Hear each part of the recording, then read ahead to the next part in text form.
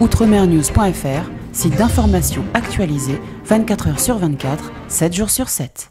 Nous nous trouvons pas loin du Sénat où depuis maintenant vendredi, Serge Romana, le président du CM98, observe une grève de la faim après la suppression par un sénateur Félix Desplans d'un article, l'article 20A, officialisant les dates de commémoration et au sein du projet de loi égalité réelle. Il faut savoir qu'il y a une évolution puisque cet article a été réintroduit et va être examiné cette semaine ici au Sénat, donc pas très loin. C'est donc sous cette tente que vous voyez que dort depuis maintenant 3 jours Serge Romana. Je vous propose d'écouter les principales réactions. Serge Romana, que nous avons interrogé lui-même, il va nous donner un peu des nouvelles de sa santé. Et puis comme vous le voyez, il y a énormément de personnes cet après-midi qui sont venues en soutien à sa cause, en soutien à Serge Romana, donc qui observent cette grève de la faim après donc cette suppression de cet article 20 décidé par le sénateur Félix Desplans. Serge Romana, CM98 qui observe une grève de la faim maintenant depuis 3 jours. D'abord, Serge, comment vous vous portez, comment vous vous sentez? Bien, vous voyez, je suis debout, donc ça va. Le combat continue? Plus que jamais. Voilà. Alors, 2 mots. Serge, il faut savoir que ça va être crucial cette semaine puisque ce projet de loi sera en discussion, pas loin de là où nous nous trouvons. Et là, vous avez beaucoup d'espoir. Oui, bien sûr.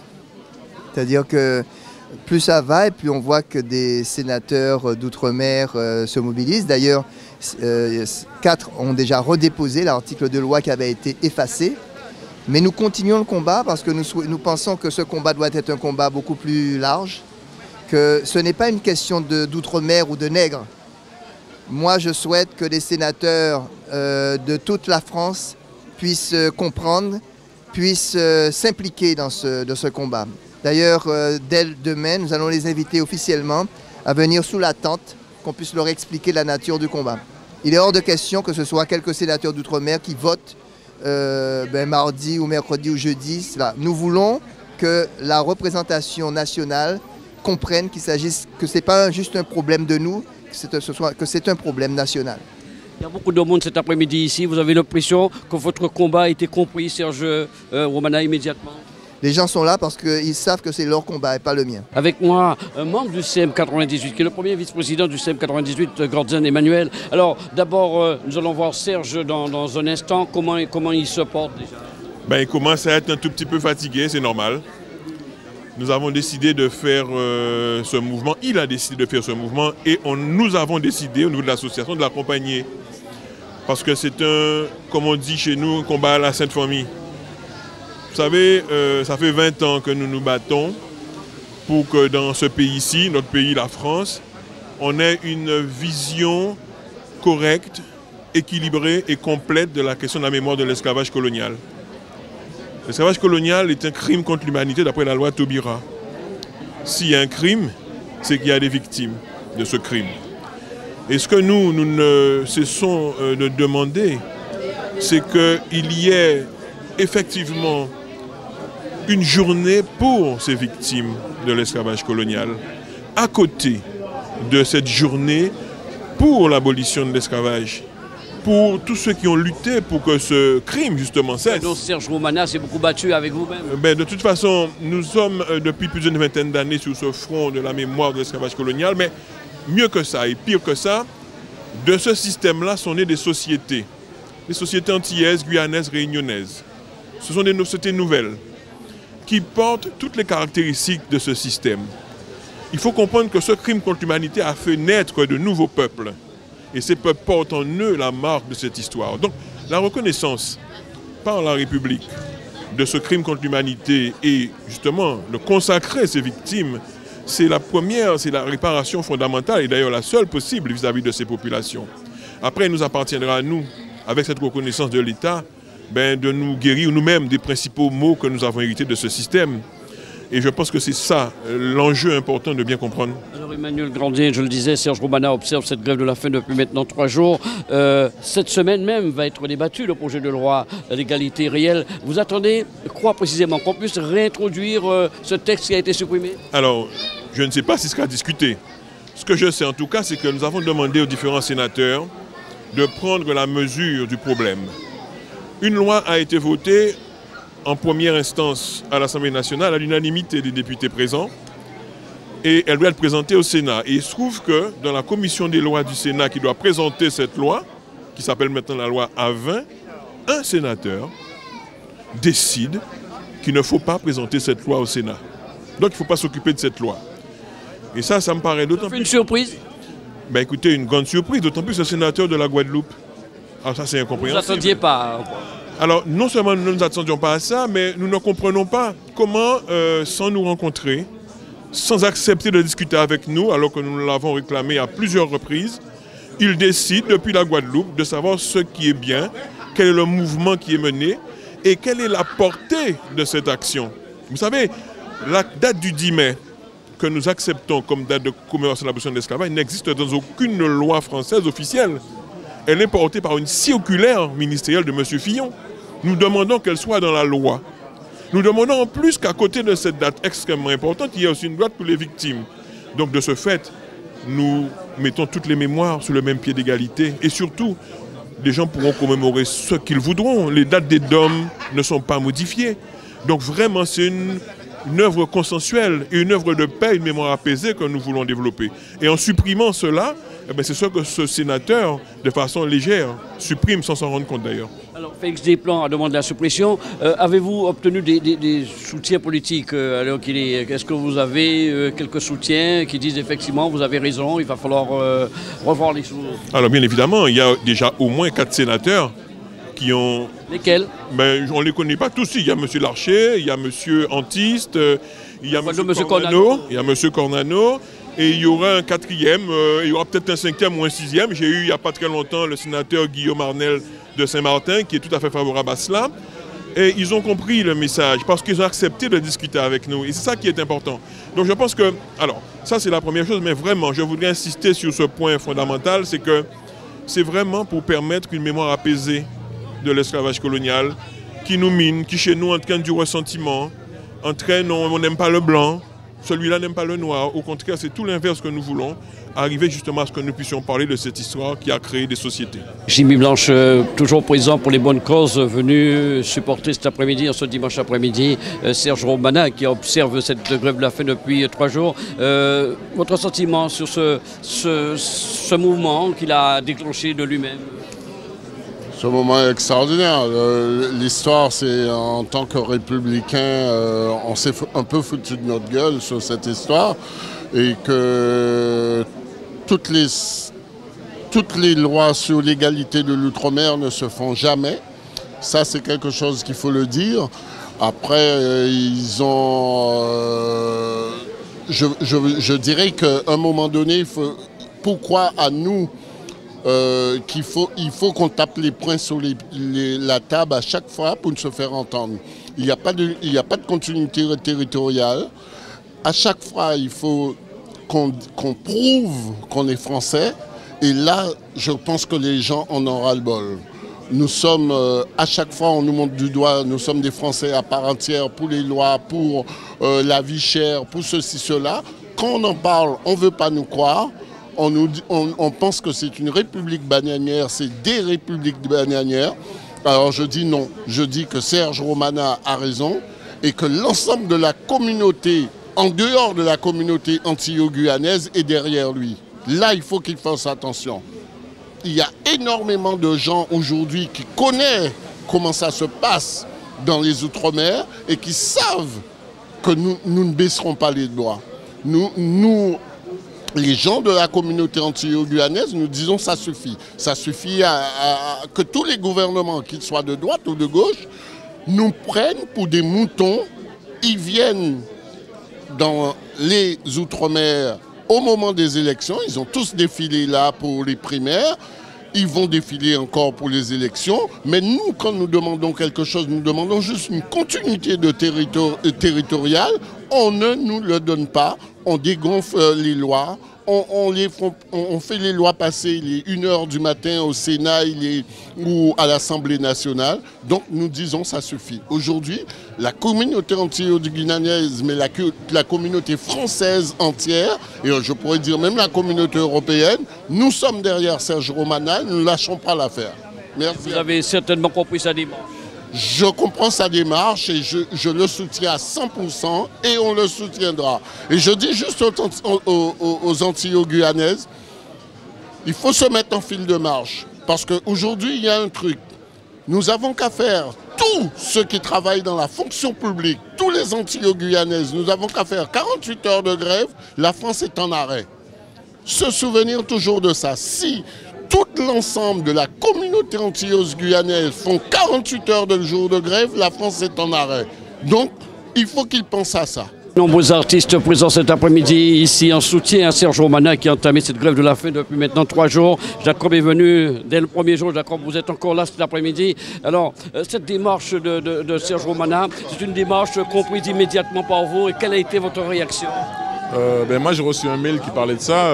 Ils m'ont expliqué comment ça s'est passé et pourquoi, le comment, quoi. Je peux que le soutenir. Hein. Je vois pas qu'est-ce que je peux faire d'autre. Pas d'autre choix. Parce que c'est quelqu'un qui s'est battu pour toutes les commémorations et voir une suppression, ça fait... Et puis bon, voilà, c'est un combat qui nous concerne tous. Voilà, et moi j'ai même du mal à comprendre...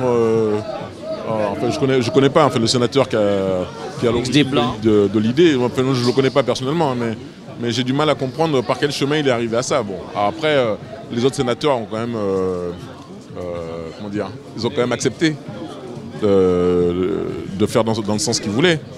Et je me dis que tous, il faudra en parler aussi, quoi. Pas seulement de celui qui a eu l'idée, mais du fait que le Sénat entérine ça, quoi. Le fait qu'il y ait quand même pas mal d'ultramarins cet après-midi, juste avant le Sénat, c'est important. C'est important qu'on fasse savoir que voilà, il y a un certain nombre de gens qui ne sont pas contents. Merci, d'accord, merci beaucoup. De nombreux artistes, je vous le disais, qui sont venus cet après-midi soutenir Serge Romana, qui se trouve sous cette tente que nous vous avons montrée depuis maintenant quelques jours ici. Et Serge qui observe une grève de la faim pour manifester son mécontentement contre cette suppression de l'article 20, donc sur les commémorations de l'esclavage au sein du projet de loi égalité réelle qui devrait être examiné cette semaine, non loin de l'endroit où nous nous trouvons. Des dessins pris de notre compagnie, venus aussi soutenir Serge. Oui. Qui a compris tout de suite la démarche de Serge? J'ai compris tout de suite la démarche de Serge et j'avais déjà un morceau qui parlait de tout ce qui arrive entre nous, à savoir que il y a des gens qui sont là, des gens qui sont souvent parmi nous-mêmes, et puis au lieu d'aller pour le nous, ils vont pour le je, et comme je tue il, donc je deviens assassin. Donc ça fait que voilà, donc on subit, et ça s'appelle les fanchouis. Alors il y a des fanchouis dans la vie musicale, politique, dans la vie de tous les jours. Donc il faut juste qu'on ne se trompe pas de cible. Parce que nous-mêmes, on est là pour nos ancêtres. On n'est pas là pour Serge Romana.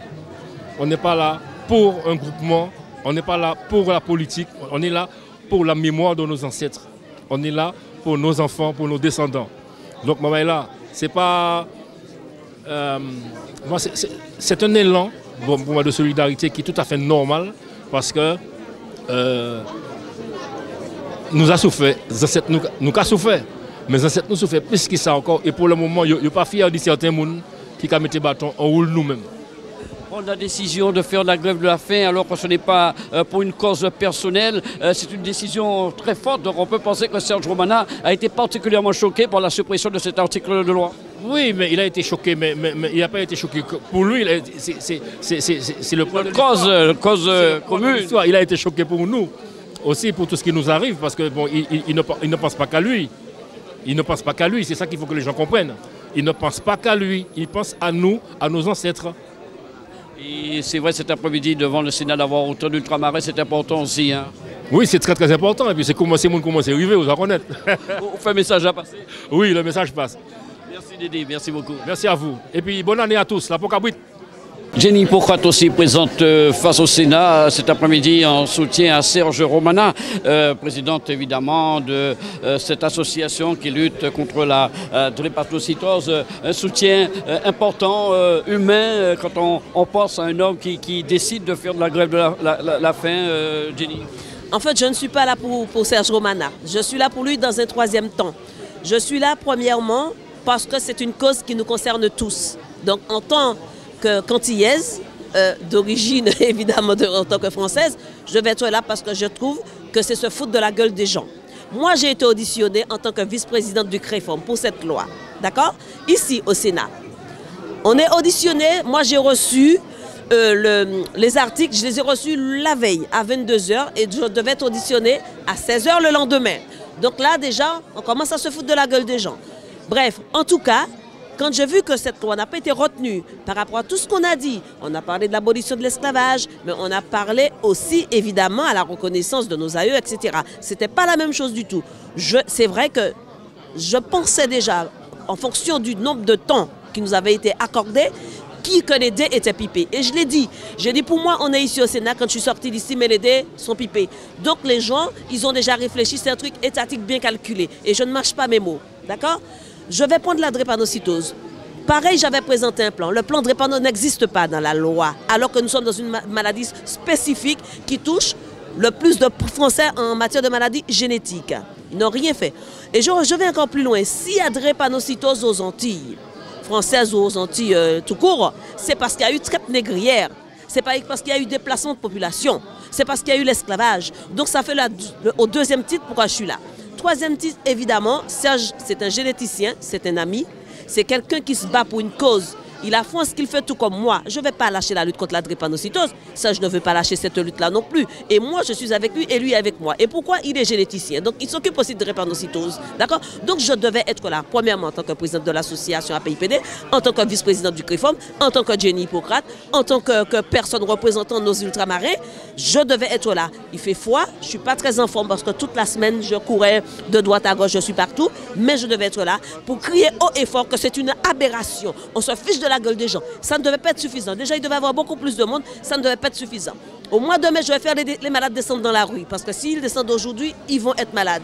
Eh bien là, j'espère que tout le monde va venir aussi. Parce que ce n'est pas suffisant. Il faut qu'on descende dans la rue. Il faut qu'on fasse des rapports de force. Ça, ce n'est pas encore suffisant. Il y a Serge, ok, qui est en train de jouer avec sa vie, même s'il dit qu'il ne veut pas se suicider. Mais on ne mange pas, on joue avec sa vie. Donc, ce n'est pas normal tout ça. Aujourd'hui, je dis stop. Il faut que les ultramarins, nos compatriotes, on est combien de milliers ici, d'accord? Tous on devait être dans cette rue-là, à côté du Sénat, pour faire capoter ce truc de ce sénateur. Moi, je suis en colère, parce qu'on ne peut plus admettre ce genre de situation. On est délaissés pour compte. On est des gens qui n'ont aucune valeur aux yeux de la République, à part mettre un bulletin de vote. Maintenant, je dis des merdes, qu'ils aillent tous se faire voir ailleurs, et maintenant, ça suffit. Viviane Romana, l'épouse de Serge Romana. Alors, nous avons vu Serge il y a quelques minutes, mais nous allons demander à son épouse comment elle trouve Serge après 3 jours de grève de la faim. Alors, il est bien évidemment... Le 3e jour est toujours le plus difficile, il est plus affaibli, c'est évident. Mais le docteur Séjean, qui vient le voir tous les jours, nous a rassurés sur son état de santé. Il va bien. Il y a effectivement une perte de poids de 2 kilos, ce qui est normal. Bon, c'est un peu... En 2 jours, il a perdu beaucoup, mais parce qu'il perd beaucoup en général. Il a la tension qui est un peu diminuée, donc c'est pour ça qu'il est plus ralenti et qu'il a besoin de se reposer un peu plus. Mais effectivement, comme elle nous le disait, la vraie difficulté, c'est le foie. Puisqu'il ne mange pas, il boit essentiellement d'ailleurs du thé. Hein, et donc, elle a exigé qu'il ne dorme pas à l'extérieur pour éviter l'hypothermie. Donc, c'est pour ça qu'il dort en fait dans une chambre d'hôtel qui est à côté, juste à côté. Parce qu'il n'est pas question qu'il mette sa vie en danger. D'autant plus que le foie va se renforcer. Le foie se renforce, il ne pourra pas lutter contre le foie. Donc elle a exigé, elle a interdit qu'il reste le soir dehors. Donc il vient le matin à 8 h, il reste à peu près jusqu'à 11 h minuit. Et après, effectivement, il va se reposer. En général, il est forcément très épuisé en fin de journée, en soirée, mais le matin, par exemple, ce matin, je l'ai vu, il s'est levé, il voulait même faire son sport. Une volonté en lui. Voilà, il voulait faire du sport, je lui ai dit non, pas vraiment. C'est pas le moment. C'est pas le moment, mais en général, le matin, effectivement, il a une meilleure énergie dans la mesure où il dort, et donc, en tout cas, comme il a pu le dire, hein, il est déterminé, et puis, il est très fier de son association, des militants qui sont à côté de lui, parce qu'il faut savoir que lui, quand il va dormir, il y a des militants qui restent là toute la nuit. Qui l'entourent. Qui restent là, eux, dans le foie. Et dans... Formidable. Parce que moi, j'ai essayé, je peux vous dire que c'est infernal. Donc, il y a des militants qui restent là, et il y a aussi des militants en solidarité. Alors, parce qu'on ne peut pas tous faire une grève de la faim, mais il y a des militants qui se sont mis dans quelque chose que nous avons l'habitude de faire pendant la période du mois de mai qu'on appelle le temps l'homme Fennec pour nous, c'est-à-dire qui jeûnent. Ils mangent le matin très tôt et ensuite reprennent leur alimentation à 20 h. Ils ont voulu faire ça pour témoigner leur soutien et être au plus près de ce que Serge ressent. Et il est extrêmement fier, effectivement, de la combativité des membres de son association. Il faut dire, ces images sont diffusées en Guadeloupe, Martinique, et c'est vrai que Serge a toute sa famille en Guadeloupe. Il faut aussi rassurer la famille. Alors, cette semaine, Viviane, ça va être une semaine cruciale. Et si on arrive à réintroduire ce texte qui a été supprimé, eh bien, tout ira bien après. Alors, le texte a été réintroduit. Ça y est, c'est fait. Il a été réintroduit par les sénateurs Larcher, Antis, Cornano et Gillot. Donc, il pourrait être réexaminé. Il sera réexaminé dans le débat public entre mardi, peut-être jusqu'à jeudi. Mais bon, selon le député maire Pupponi nous dit peut-être mercredi. Donc, à ce moment-là, les débats vont être, je suppose, intenses. Ce que nous souhaitons, il a dû vous le dire, c'est que nous voulons avoir un débat avec eux. Donc, nous allons leur envoyer un courrier pour qu'ils viennent à notre rencontre et débattre avec nous avant que ne commencent les débats publics.